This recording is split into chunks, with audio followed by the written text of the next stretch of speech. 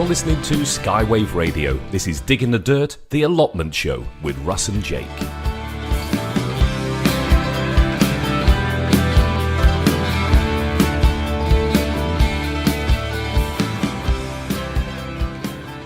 And welcome to the show. I'm Russ, and are you there, Jake? I'm here loud and clear, Russ. Good. Great to be back. Good to hear. It's gone quick, hasn't it, this last month? Oh, it's flown by. Well, time flies when you're having fun, they say. Well, it does, yeah. So, tell me, what have you been up to in the old allotment and in the garden since we last were on air? Oh, busy month. In the garden I've sown lots of wild flowers. I've turned all my raised beds over to wild flowers at home now that I grow everything up at plots. Yes. So I've sown cornflowers, are a particular favourite of mine. Oh, they're nice. Chives and basil, planted out my French and runner beans and courgettes and squashes. Yes, yeah. The strawberry bed that I planted up newly, that's flowering superbly. I tell you what, yeah, I've noticed. I split all mine earlier in the year and planted them out. And it's amazing, isn't it, when you split the plants, Absolutely. how many individual plants you get there. But the flowers are absolutely phenomenal at the moment. So I'm just fingers it totally crossed. rejuvenates them. Yeah, but there's so many and real big flowers, and a few fruits are just about coming now. So I'm ever so hopeful, really. Yes. Come Wimbledon and whatever, we'll be picking them and enjoying them, I think. Oh, dead right. Yeah, I'll be netting fairly soon to make sure the birds don't eat them all. Yeah, that's the thing, isn't it? Just when they get to a certain size, you've got to make sure you do that. Do you put straw underneath them or not? Yes, I do. Yeah. It stops them from rotting, doesn't it? It does. Yeah, I do that quite. I do that with courgettes actually as well. Funny enough, so I don't know if you do. But, good idea. For the same. I know. With squash and things, I sometimes put planks of wood underneath. Oh, do you? Put small pieces of wood just to lift them off the ground to stop them rotting. Now, I never grow that many squash, actually, so... Right. It's just one of those things. I never really know what to do with them. You know what I mean? So right. That's we use them a lot in roast veg, so it's quite a staple of our diet. So I grow as many butternut squash as I can. Yeah. And this year, instead of growing massive pumpkins, we seem to go off well before the two of us can eat them. I've grown American squashes, which are quite a bit smaller, but very similar, and I'm sure they'll be just as tasty. Yeah, terrific. And tell me, your bedroom number 3 was packed full of seedlings, I think, last time. What's the state of it now? Is it back to normal? Or? It's back to normal, yeah. I've just got a few things still hardening off, going in and out of the greenhouse, but most things are outside and ready to plant out next week at half term. Yeah, and the labels, I think you're having trouble with your labels. Did all the ink... Did all the ink run? Do you know what you've got there now? Is the thing? Yeah, most things. Yeah, I've got a few trays of flowers, but they'll be a nice surprise when they come out to see what they are. I recognise the cosmos, but apart from that, I'm not quite sure. Oh God! So, it'll be a nice surprise anyway. You won't do that again. Anyway, that's how we learn, isn't it? So, and on my plot, I think I just mentioned, just before the show, I went down the plot to do, just to potter about, really, and got absolutely nothing done, so I got chatting, as you do. So I'll have to pop back down there, and the trouble is I've forgotten what I was going to go down there and do now, but it'll come to me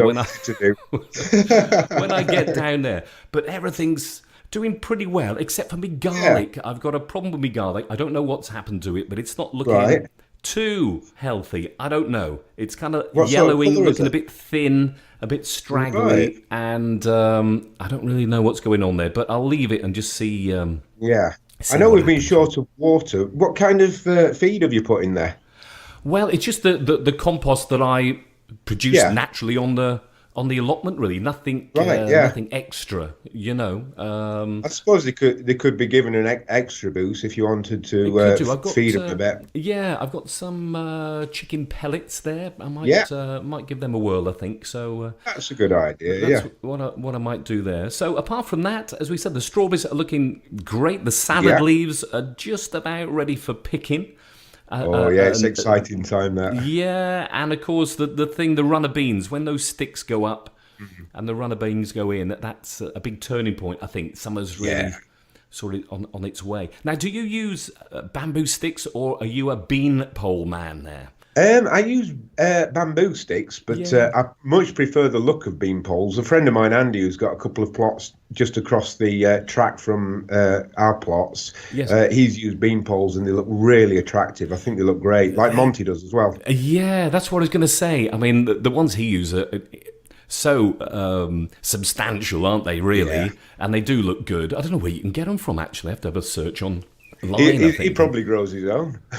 Well, yeah, of course you can. You've got plenty of room there, isn't he? Really. So they're out. The old runner beans, which is good. The broad beans are looking good as well. Lots of flour there, as we said before. Everything's looking pretty good there. And I think we've got a little question later on in the program about broad beans and black fly. So we'll leave that perhaps for then.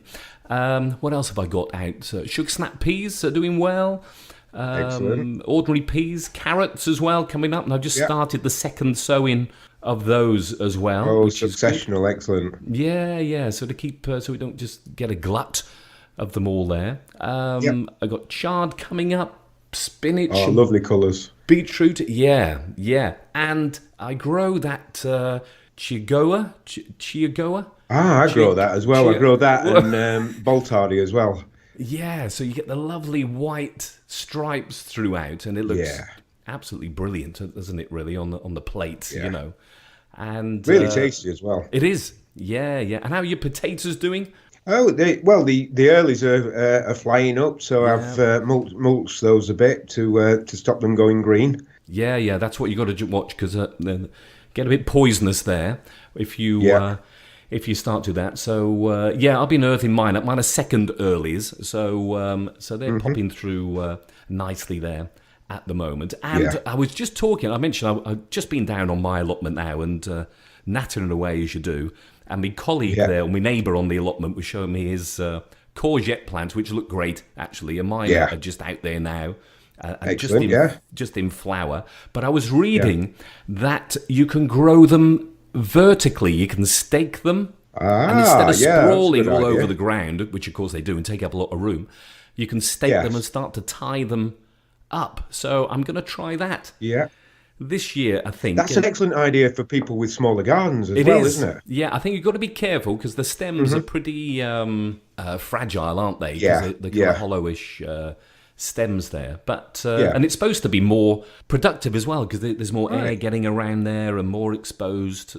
Less chance of them rotting as well. Yeah. So I'm definitely going to... I haven't got that many, so I'm going to...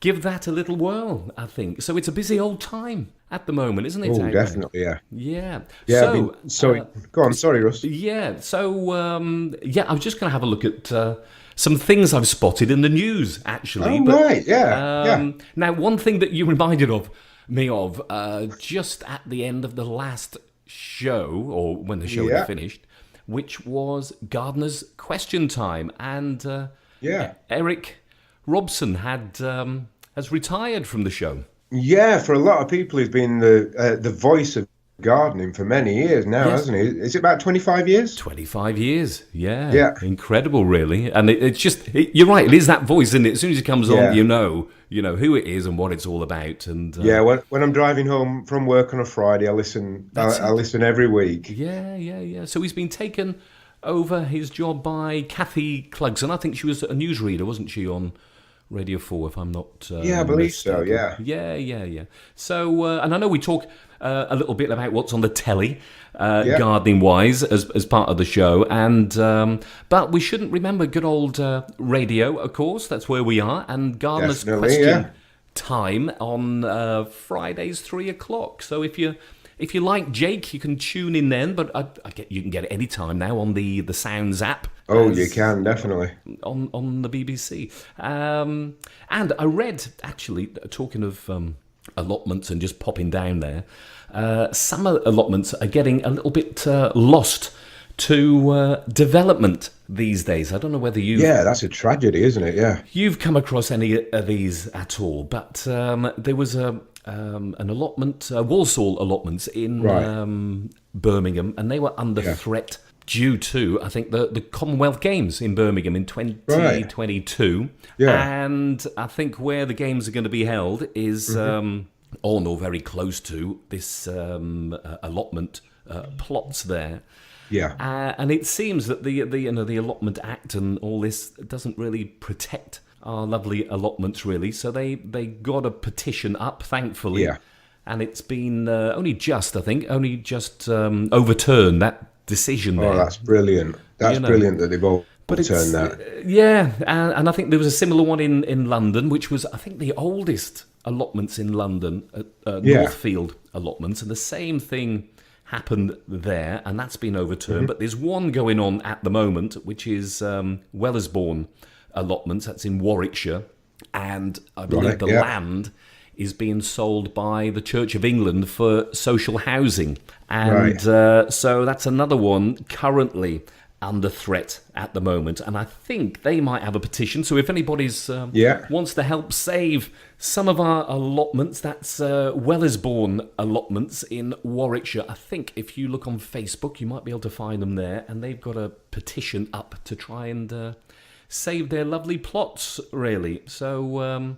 let's hope lots of people support them and sign that petition, because we need allotments to survive in this country, not just for us, but also it's good for the wildlife. It's good for saving our impact on the planet. And it'd be an absolute tragedy to lose them. It is. And it's good for everybody's well-being as well, isn't it? You know, it's exactly it's a feel-good kind of factor. But I don't think it's all good news. I read Rochdale is in my mind. I don't know whether this is right, where they have decided to open up quite a number of new allotments there, you know. So it's not all kind of bad news, but we certainly don't want to lose any. Well, it's interesting what you say about the sort of health and well-being side of gardening, because, well, as you know, I teach horticulture at a special school, and today we planted out a new border. And to see those young people so happy and proud of what they've achieved this afternoon, it was wonderful. Exactly, yeah. And they're outside, aren't they? They're in the fresh air, and there's nothing better than that, is there? And when they, when it all sort of, all the produce starts coming through, I mean, it's a great...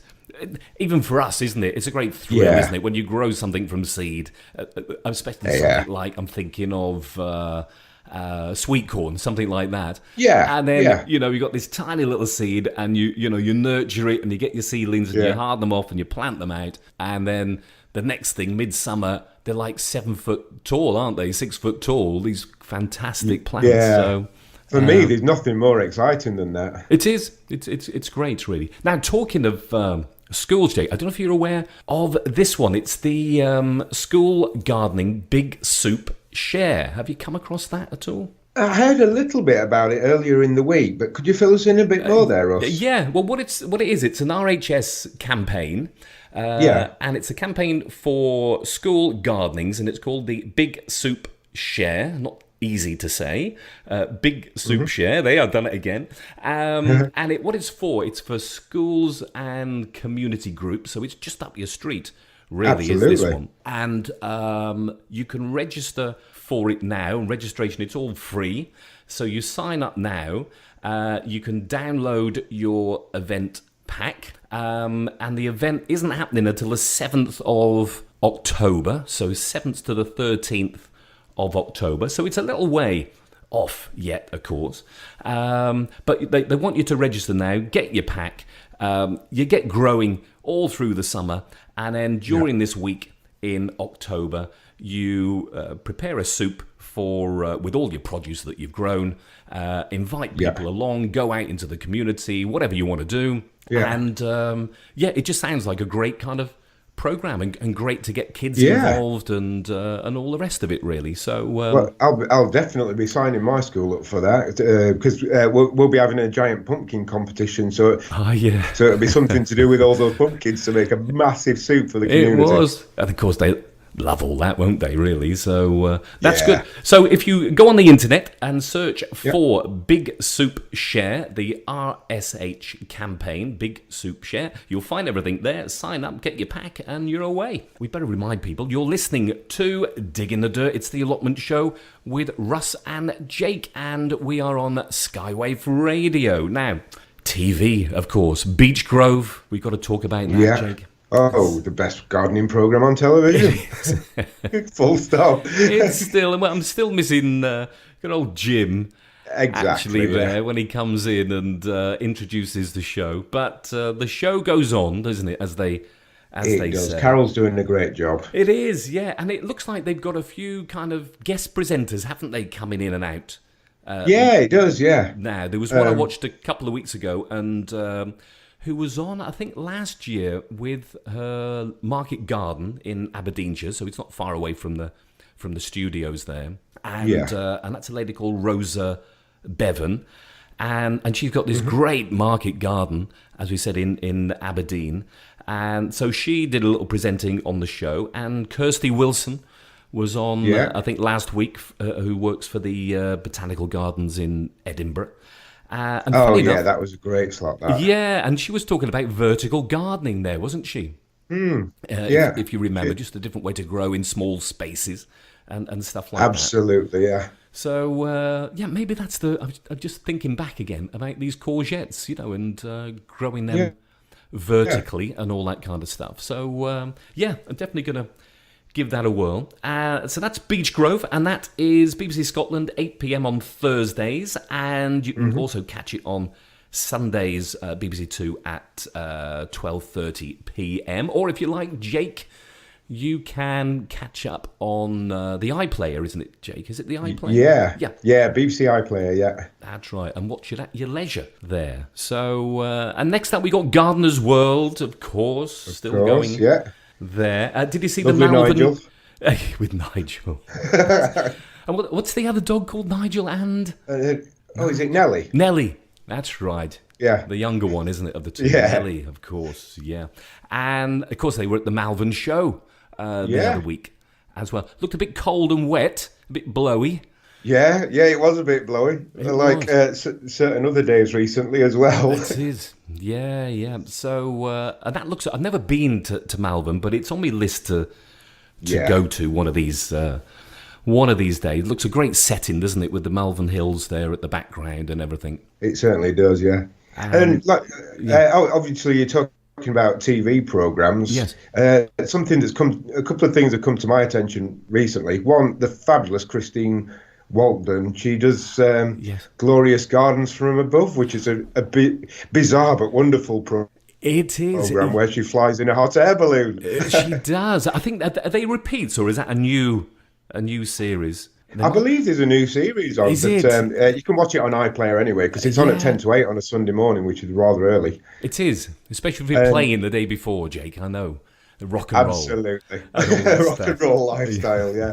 So, and the other one was the A to Z of gardening, which are repeats. Yeah, they're always great to watch. Yeah. Oh, they're superb. They're shown at 5:25 on BBC Wales, but you can catch them all on iPlayer as well. Jake, have you got shares in iPlayer? I wish I had. I don't know if you can have shares in iPlayer, but if they're out there, I'm sure you've got them. Absolutely. So, and actually, I met Christine Walton a couple of years ago. She did a fantastic talk in some gardens down in Shropshire. There's only about 20 people there, very intimate sort of thing. And what a great lady she is, and a great chat. And we had a walk around the gardens together. She was taking lots of photographs and everything else. And a great lady there. I do enjoy it. And she sort of says it as it is, doesn't she, really? Dead right, yeah. Yeah. Another gardening hero. And she's got a cracking accent as well. I love the way she talks. Yeah, definitely.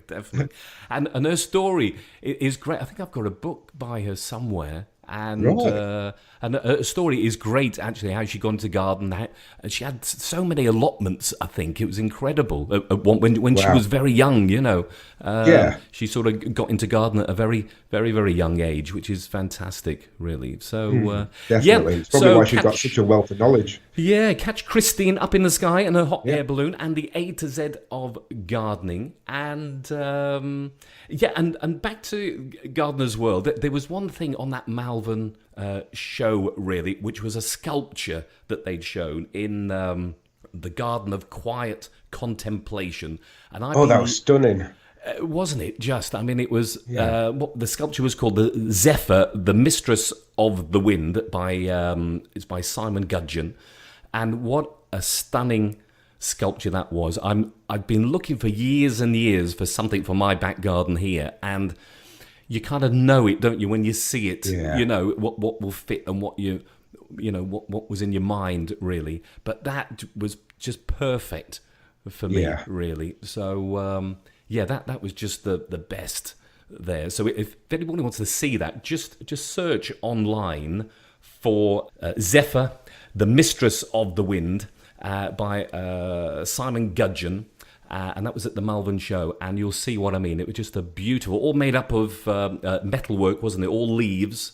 Yeah. And the movement in it Stunning. was amazing, wasn't it? Really. Yeah. So I love that when art, because I think putting together a garden is a work of art in itself. So when other forms of art are brought into gardening, it really joins the art forms together. I love it. It does, doesn't it, really? And, I mean, it's just like a palette of colours, isn't it, really? Yeah. In your garden. You can change it every year. And if you've got pots, of course, you can move everything around, can't you? It's very easy to do that with all the different combinations and things. Definitely. And did you see, actually, I think it was on the same show on Gardener's World, some allotments in Beaumaris in Anglesey. Did you see that one? Yeah, that was amazing. It's quite a challenging place, I should imagine, to garden. They've worked around it, haven't they? Incredible, because they must get terrific winds there coming in off the sea and the salt and everything else. Incredibly difficult, but what a setting that was, just under the walls of that beautiful castle, really. And something else and that the chaplain featured... planted a vineyard. Yes, they did, didn't they? Of course. Yeah. And breaking out the wine as well. So that's my kind of gardening. Yes. Do you have any vines at all? Jake, I don't actually know, but it might be something I invest in future. Yeah. Well, my sort of next door neighbour on the allotment, he's got some vines there, and they look great. And I think he's got some in the greenhouse and some outside, and they both do really very, very well. So Excellent. So I never see any wine. Mine. I must remind him next time I see him. Well, the Romans used to grow vineyards in Britain when they were here, so we've obviously got a climate that can grow particularly white wine grapes. Absolutely, yeah.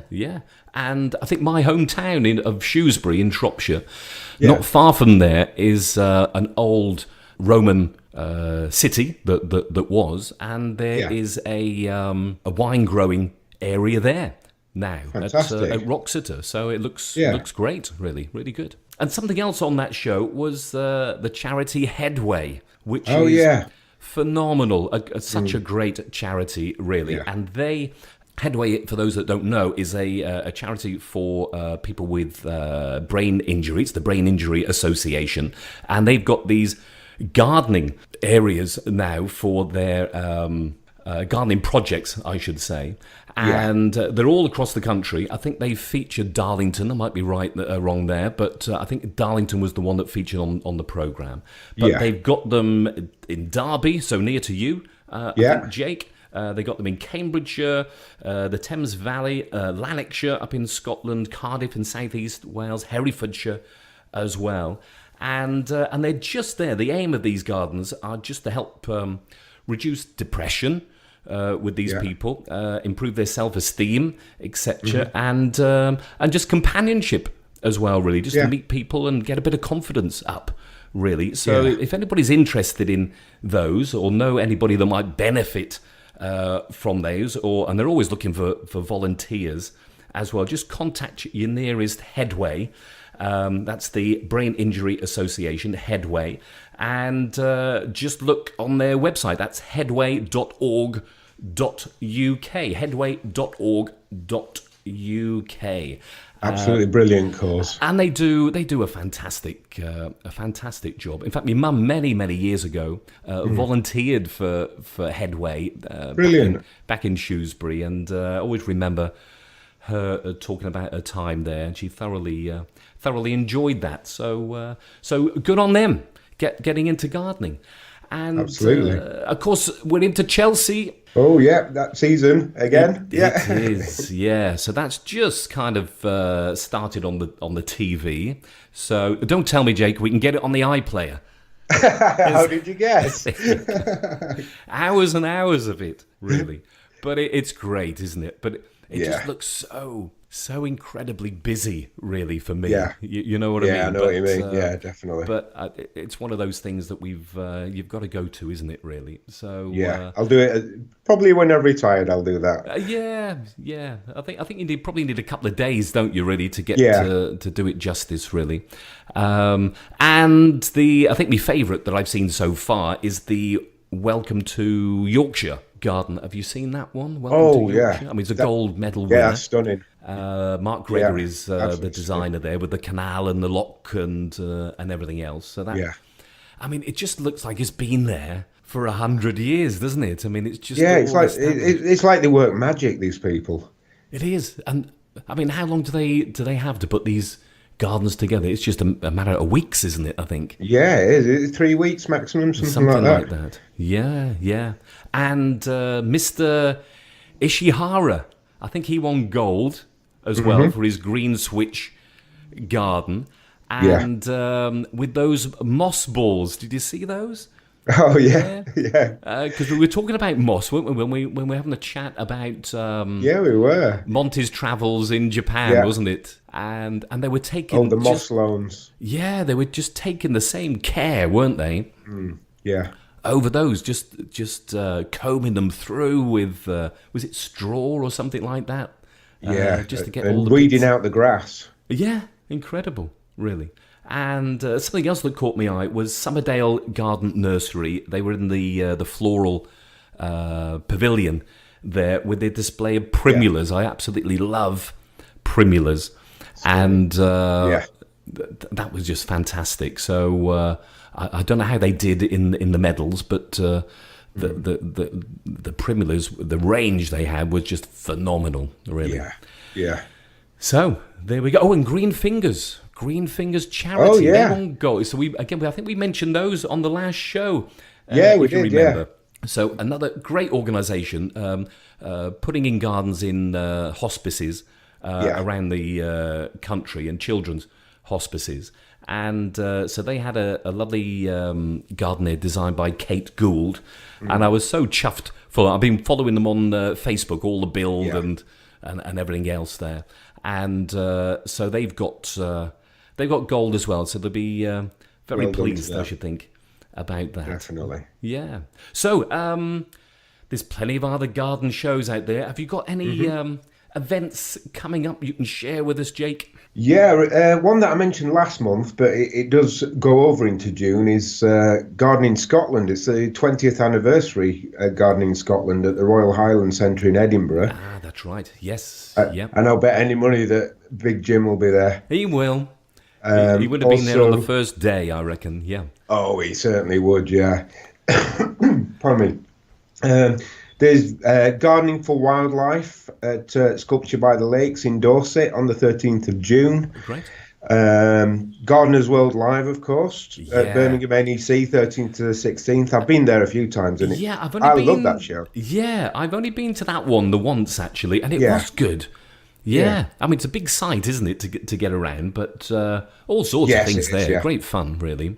Oh, definitely. And just one thing I wanted to mention was in May's Gardener's World magazine, if people haven't got it, there's a 2-for-1 ticket for hundreds of gardens around the country. So if you buy May's magazine as a paper copy, not online, you get the 2-for-1 card, so you can get into hundreds of gorgeous gardens for half price. Oh, brilliant! And does that cover the whole of this year, right to the end of the year? It covers the whole of the coming year, and it's Northern Ireland, Scotland, Wales, and England. Oh, terrific! Oh, that's a bargain. Yeah, go and hunt that out then. Yeah, Definitely. Get a copy. Get one for me, Jake, while you're at it. Absolutely. Yeah. Anything else? Any others? I think that's it for the events that I spotted. But have you got a few there, Russ? Yeah. So we've got here 1st and 2nd of June. We've got the Plant Hunters Fair. That's Hodnet Hall Garden. So back down to Shropshire, my old home county, and Hodnet Gardens is a beautiful place down there. So well worth a trip to that. There's the Rare Plant Fair down in Monmouth. That's the 2nd of June. There's the Chatsworth Show as well coming up. Just down the road from me. Just down the road from you. That looks great, actually, doesn't it? They're a lovely setting. Yeah. So that's the RHS Chatsworth Flower Show. That's the 5th to the 9th of June. That's near Bakewell, isn't it, Chatsworth? Beautiful place. Yeah. There's the Garden Show at Stansted Park, Rowlands Castle in Hampshire, and that's the 7th to the 9th of June. What else have we got? We've got another Plant Hunters Fair at Bosworth Battlefield Heritage Centre. That's the 8th of June from 10 o'clock. We've got Norton Priory Museum and Gardens. That's another Plant Hunters Fair, 9th of June. Gardeners Live, as we mentioned, that's the 13th to the 16th. There, and of course you can just get there on the train, can't you? And you can. Get the old shuttle in, and you're spot on there. What else we got? Blenheim Palace Flower Show. So another lovely location there. Blenheim Palace Woodstock in Oxfordshire. That is on the 21st to the 23rd of June. And Arley Hall Gardens. That's near to Northwich in Cheshire, so not far from me. That's the Arley Gardens Festival. And the Woburn Abbey Garden Show. That's on the 22nd to the 23rd of June. So another lovely setting there. Oh, definitely. And what else have we got? We have got Beddington Lordship Gardens. That's in Stevenage in Hertfordshire. And that is open 29th and the 30th of June from 12 till 5. And My Local Village. We've got Shevington, My Local Village here. We got Shevington in Bloom, and they'll have a little stand at our village fete, and that is on the 22nd of June. So that's amazing. So they'll be raising a bit of money so they can make all the village look terrific, really, for Britain in Bloom, and they do really well. They've won gold a couple of times for that, and best. Everybody involved in that, I'd like to wish you the best of luck, and I'm sure you'll come up gold again. Oh, I'm sure they will. They work so hard, and it's all volunteers, as you know. And you probably did you see the program on the TV about Britain in Bloom and. It's a community spirit once again. It is really, and I tell you what, it does transform the village. It just brightens it up, cleans the place up as well, and it's just a joy to walk through all these places where they do these events. And my hometown of Shrewsbury, I mean, massive scale compared to the village here, and they absolutely go to town. I mean, it's phenomenal. Really, and of course they got the heritage there. A Percy Thrower, that's his old town as well. Wow. You see, so there's a lot of heritage with gardening in the old town of Shrewsbury. So right then, again, we just remind people you're listening to Skywave Radio. This is Digging the Dirt, the Allotment Show with Russ and Jake, and it's about time we had a couple of questions, I think. Ooh, nice one. There. So I've got one here from Jane, who was listening in last time from Chester. Jane has sent a message to say, can you give any tips on keeping plants watered in the greenhouse while I'm away on holiday? What do you think of that? Right. You shouldn't go away, should you, really? You shouldn't. Go for winter sun. But realistically, just a few things I thought of about that were, one, if you use a soil-based compost rather than a multi-purpose, it will hold on to moisture for longer. It does. It dries out, doesn't it? If you get it does. Yeah. I tend to mix the two together, actually. Yeah, that's a good idea. Yeah, I tell you why. Sorry. I tell you why I do that. By trade, I'm a microbiologist, you see, way back. And everybody talks about the microbes in the soil. Mm-hmm. Yes. And this, that, and the other. And a few years ago, I just got thinking, we grow it in all this sterile compost that we buy from wherever, and then we put it into our plot or our back garden or pots or whatever. Totally different soil and soil structure and all that kind of thing. So once I start potting them on, I have a mix of the compost that you buy, from your garden centre, but mix it in with soil from wherever I'm going to plant it out.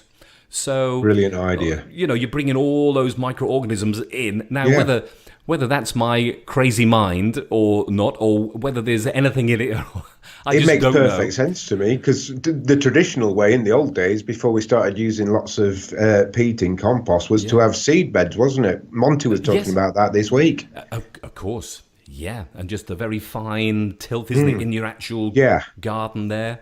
Absolutely. Exactly right. So whether it does anything or not, I don't know, but it keeps me happy, Jake, I've got to say. Just mixing that soil.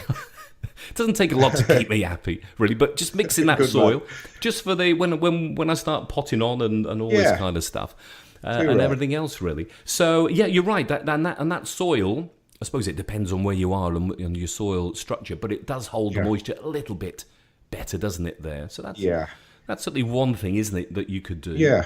Another thing I thought of was mulching your pots. I quite often mulch pots with either slate or gravel, and that reduces the amount of evaporation from your pots. Yeah, and just keeps it all in, doesn't it? Yeah. And also, something I mentioned in a previous show was about watering, about not just tickling the top with water, giving it a thorough soak. Yeah. And I was listening to, I think it's called Inside Science on Radio 4 the other day, and they were talking about growing drought-tolerant crops. Yes. And one way to do that is, as the plant is growing, things like tomatoes, etc., thoroughly water them and then let them dry out before you thoroughly water them again. Ah, right. Yes. And it makes them more drought tolerant. Yeah, there's got to be some sense in that, isn't it? I think if you sort of mollycoddle them a bit too much, they just want that all the time, don't they? You know what I mean? So and I think Monty was talking about, like a spoiled teenager. And I think Monty was talking about that, wasn't he, on Gardener's World? It must have been a week or two ago.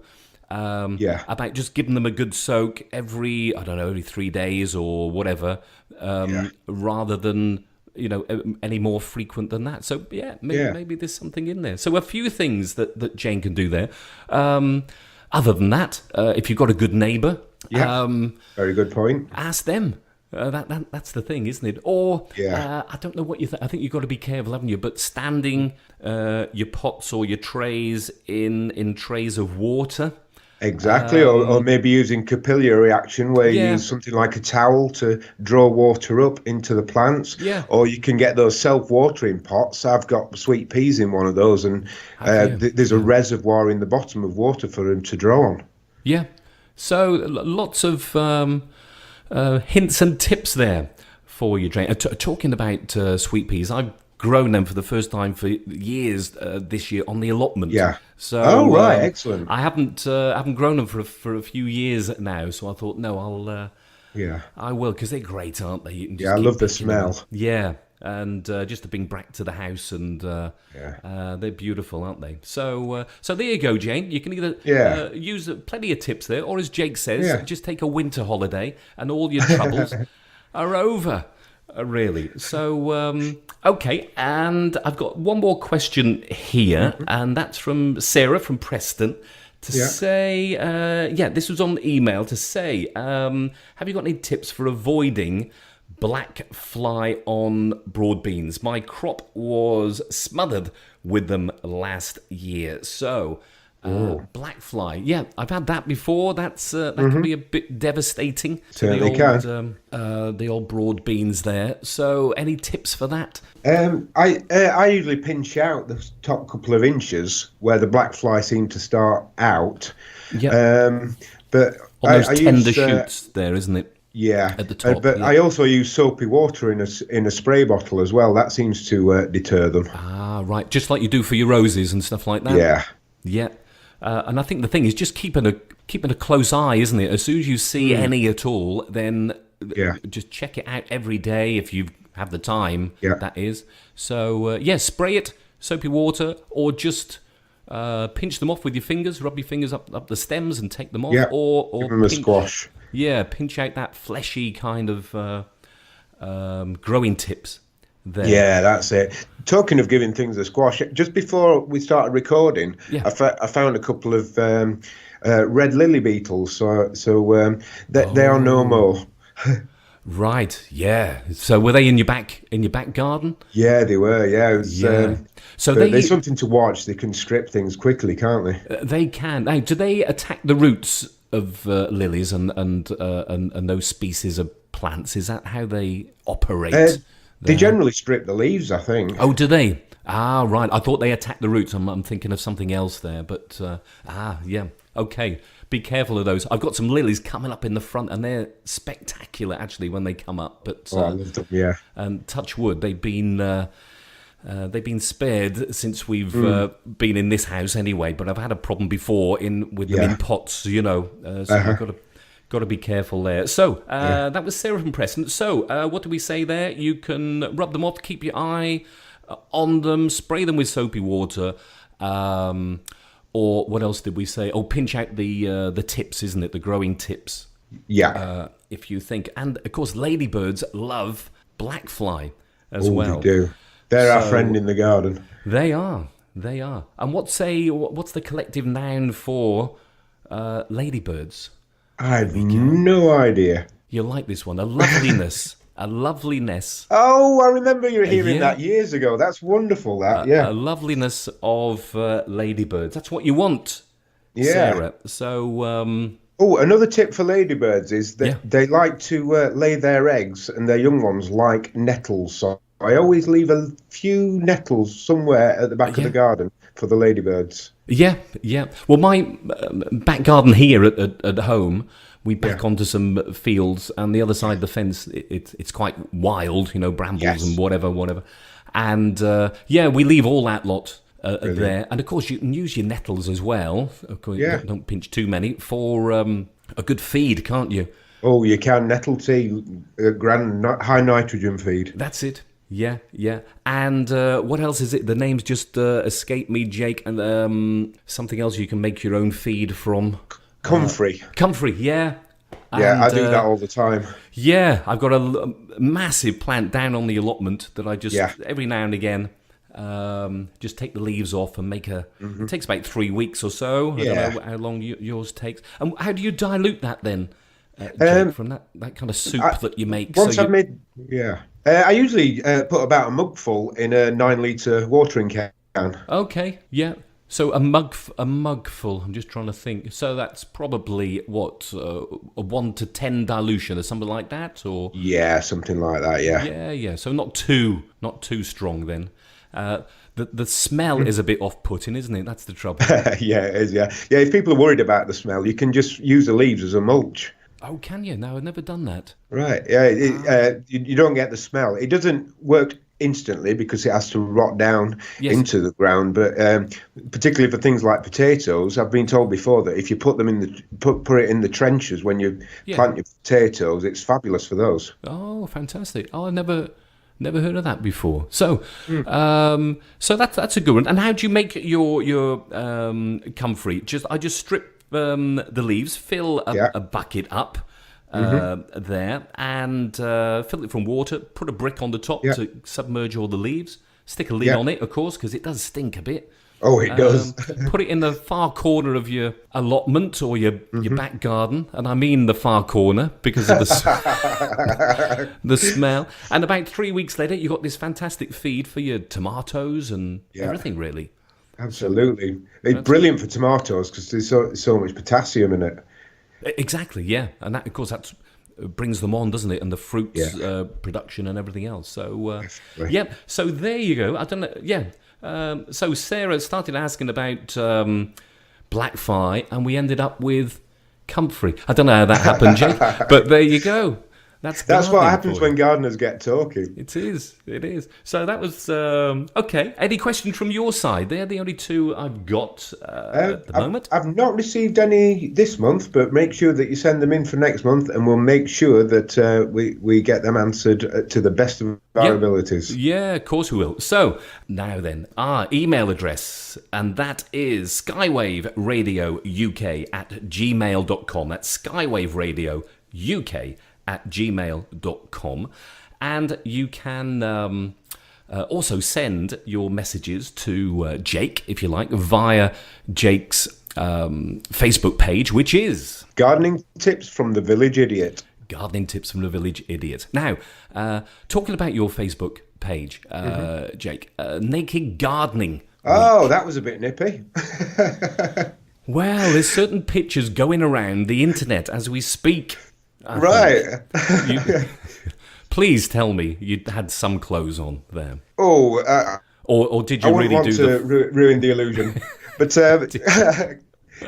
yeah, I will be 100% honest. It was far too cold to do the full Monty, even though I am from Sheffield. So I copped out, even as a northerner, and I did have a few items on. I did. Oh, good stuff. Don't frighten the neighbours there, Jake. And when was that? That was early May, wasn't it? I think. Was it the first Saturday of May? Yeah, it was, Yes. Yeah, particularly chilly day. Why they don't do it in late July and August, I have no idea. So maybe that's a suggestion for the organisers for future years to do it when it's warmer. Yeah, well, you know what? I think they used to do it in October, when it very first started. And then they brought it, round to springtime. Now, so perhaps a little bit later, and I don't think that was my excuse. It was a bit cold and blowy, really. But being a redhead, I don't expose myself, for want of a better word, very often. I have to wear factor 5,000 whenever I go out. I can get sunburnt on bonfire night anyway. Yeah, there you go. You're the same as me. Well, at least you participated, Jake. That's more than I did. Yeah, to a certain extent, And also, I think the reason they might have done it in spring rather than October is that there's more foliage to have more suitable photographs. That's right. Just to cover yourself up. Absolutely. A little bit. We'll leave it at that, I think. Yes. But you didn't do any pruning, I take it, while you were in a state of undress. No, and I didn't go anywhere near the brambles either. No, good man. Okay, so there are questions. So thank you, Jane, and thank you, Sarah, for those. Thank you very much. Much appreciated. So next month then, so we're into June. Flaming June. I think the weather forecast is looking fairly good, isn't it, for June? Right. I think it's going to warm up a little bit. So what will be happening down in Derbyshire then, Jake? Well, my big job coming up is planting brassicas, planting out the cabbages, the calabrese, the sprouts, the kale, the broccoli. And something I've invested in is I bought 50 metres of blue piping and 150 square metres of scaffolding net, because if you use that, it is far cheaper than buying the tailor-made nets that you can get online that cost an absolute fortune. Oh, right. Okay. So what netting was that again? Just run that past us.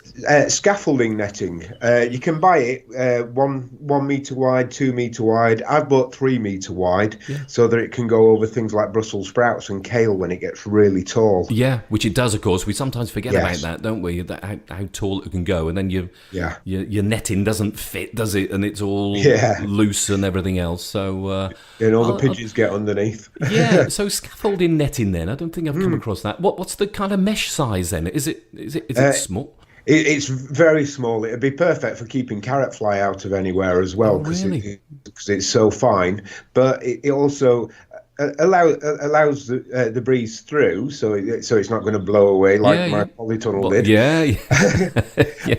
And also it lets the moisture through as well. So if we have a typical British summer, you won't have to water your brassicas once they're settled in. Oh, fantastic! Well, that's good Good to know. So, so you got that in. Of course, they need heeling in well, don't they, as well? Your brassicas they do, to stand any wind rock. And all that's one of the advantages of the way that I garden, because I don't disturb the soil. It's solid as a rock when it grows in the ground. Great. But yeah, like you say, no matter what way people garden, you have to kind of really heel them in well, don't you, to stop them. Stop yourself getting blown sprouts, as they say.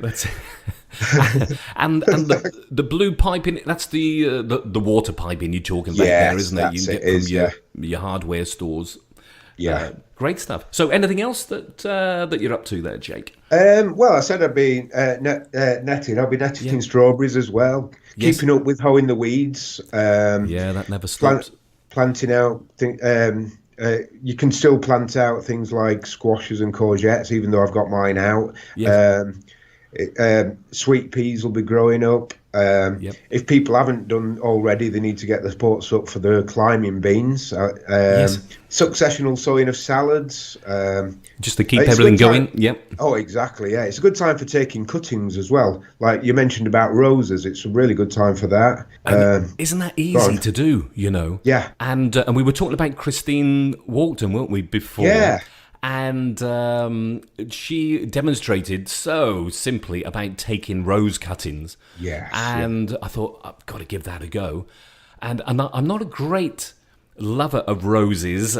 Right. I can hear people booing as we speak now. But I mean, I've got some in the garden, but I'm not a real great fan. I love climbing roses and ramblers.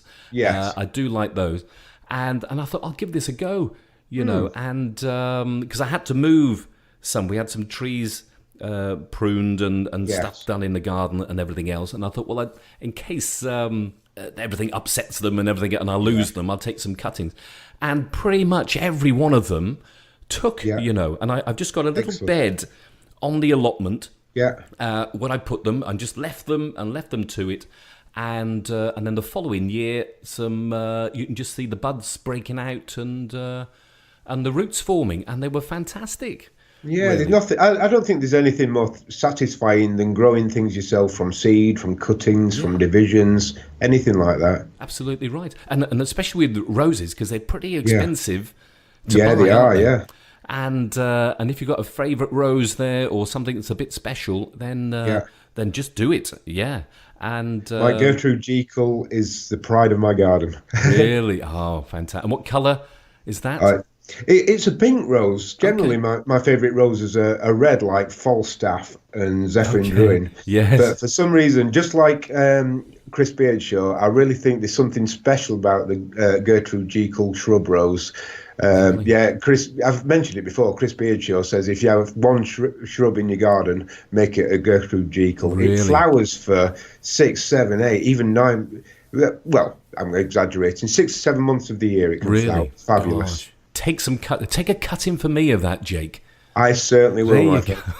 I'll pick it up sometime. And no, I'd love that. That would be terrific, really. So take your cuttings, but roses, dead simple to do. So give that a whirl. And there's loads of things online, isn't there, to show you on these. Just go into YouTube or whatever, and they take you through step by step. But I think all you got to do is just cut it below a bud. Make sure you put it in the ground the right way. And it sounds daft, but make sure you know which way. And I think Christine said cut the top at an angle, so you know the one at the top is the top. And then it goes. How deep do you plant yours, Jake? 4 inches, 6 inches, something like that? I usually have about 2/3 at least under the ground of the cutting. That's it. Push them in, leave them, forget about them, and then a year or so, you might just be lucky. Absolutely, and if you grow plenty of them, sell them at your local show. That's it. Yeah, raise some money for something, some good causes. Good stuff. Dead right. Good stuff. So, anything else, Jake, that you're up to? I'll be starting to thin out seedlings that are coming up, because obviously it's not always possible to perfectly sow the distances that you're meant to do. Also, not every seed grows. Of course. I tend to slightly oversow sometimes and then thin out. But then obviously you've got to be careful of carrot root fly if you're thinning out carrots. So keep them protected. And cabbage root fly I'll be watching out for as well. I like to put the cardboard collars around them to stop them laying their eggs at the base. Now, I've never had a problem with carrot root fly at all. I grow. That's good. I have trouble growing carrots in my raised beds on the allotment, so I grow them in containers, big deep troughs. I've got there, and they do really well in that. And touch wood, I've not had a problem. Whether it's the height of the troughs or whatever, I don't know. It might be something to do with that, but or just luck. Really, but they're great. Well above the flight path. Yes, probably is there. That's right. Yeah. So what am I up to? I've got chilies I need to pot on. Oh, me too. Yeah. Next month as well. I've got what else? Have I got come out? Sweet corn, of course. So that's come out the propagator. That's in the greenhouse as we speak. There. Excellent. So that will be going out this month as well. French beans, I think we were talking about those before. And dwarf beans, so the sticks are up and tied up. So they'll be going out probably in a week or two as well. So do you use the bamboo canes or do you use... If I could find somewhere locally that does bean poles, I would invest in those because they just do look really good, don't they? And they just last. You know. If I had to buy some just last weekend, buy some more bamboo canes because you reuse them year after year and you push them in the ground. The next thing, they've snapped, haven't they? And you're on and all the rest of it. So I had to get a few more. But I think bean poles just look the part, don't they? Yeah. Really. Oh, they look fabulous. So that's that. They'll be going out, and just looking forward to these strawberries, Jake. I've got to say, yes. Because as I said, the flowers are just phenomenal there at the moment. Just a sea of beautiful white flowers and a few of the fruits forming. So it looks like it's going to be a good old year there. Yeah, they're one of the most delicious things you can grow. It is, and there's nothing better, is there, when you pick them and they're warm from the sun as well. Wow. And it's just heavenly. The flavour, isn't it? It's like nothing else, really. Gooseberries, and I've got my 2 new red currants as well, which I'm looking forward to, but they're a little way off, but they're doing terrific, actually. They've really come into their own now and filling out quite a lot. So, but they're a little way off yet, and lots of weeding, of course. That it's going a bit mad. Ho.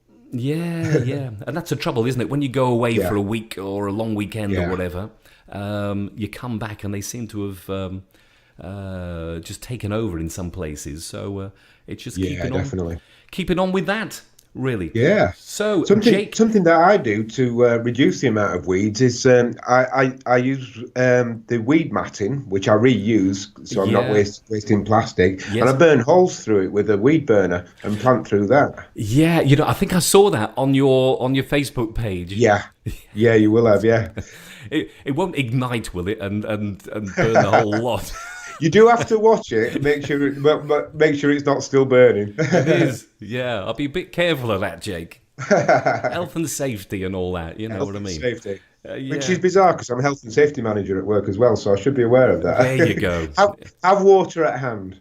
Yes, a good bucket full, just in case. Definitely. Well, Jake, we are at pretty much the end of our show for another month. That's another hour that's gone like a flash, really. So that is just about all the time we have time for this show. Our next show will be Sunday the 30th of June. June already. Sunday the 30th of June. So if you've got any gardening questions, as we said, send them through to our email, which is skywaveradiouk@gmail.com. That's skywaveradiouk@gmail.com.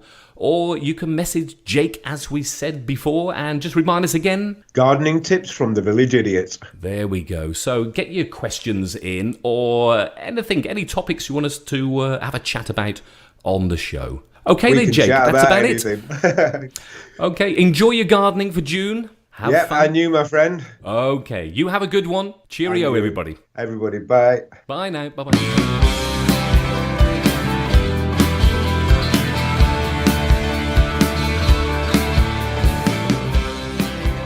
You've been listening to Dig in the Dirt, the Allotment Show with Russ and Jake on Skywave Radio.